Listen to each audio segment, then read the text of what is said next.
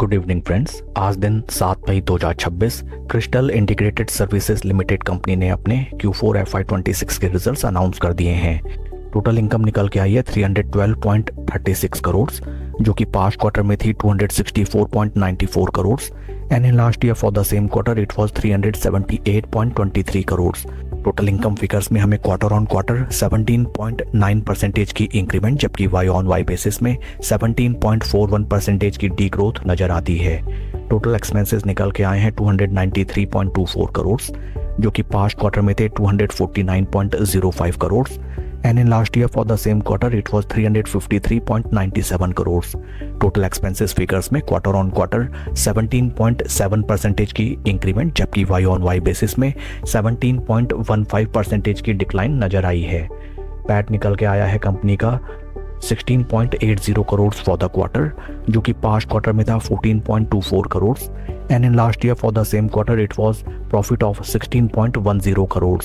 PAT figures में quarter on quarter 17.96% की increment, जबकि वाई ऑन वाई बेसिस में 4.3% की इंक्रीमेंट दर्ज की गई है।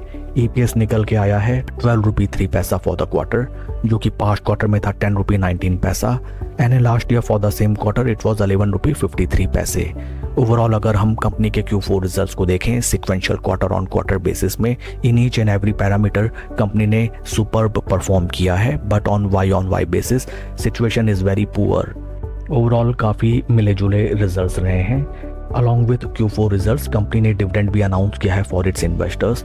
डिविडेंड डिटेल्स को अगर हम रिफर करें, dividend of rupees 1 rupee 50 paisa has been declared as dividend by the board of directors of the company for the shareholders। आइए अब हम चलते हैं शेयर के टेक्निकल चार्ट पैटर्न की तरफ।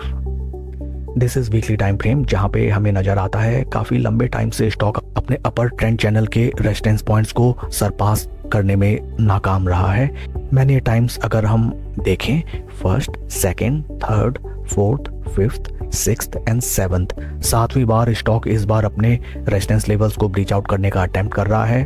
Further in addition to that on weekly time basis हमें higher lows का फॉर्मेशन भी इंटैक्ट नजर आता है। This is first low, this is kind of second and this is kind of third low. Higher lows का formation is still intact and many chances are there that in case stock यहाँ पे consolidation के साथ अपर price points की तरफ चले, then इस stock में छोटी अवधि में हमें जबरदस्त रिटर्न्स आते हुए नजर आ सकते हैं। But Q4 results are not that much appreciating in terms of Y on Y basis.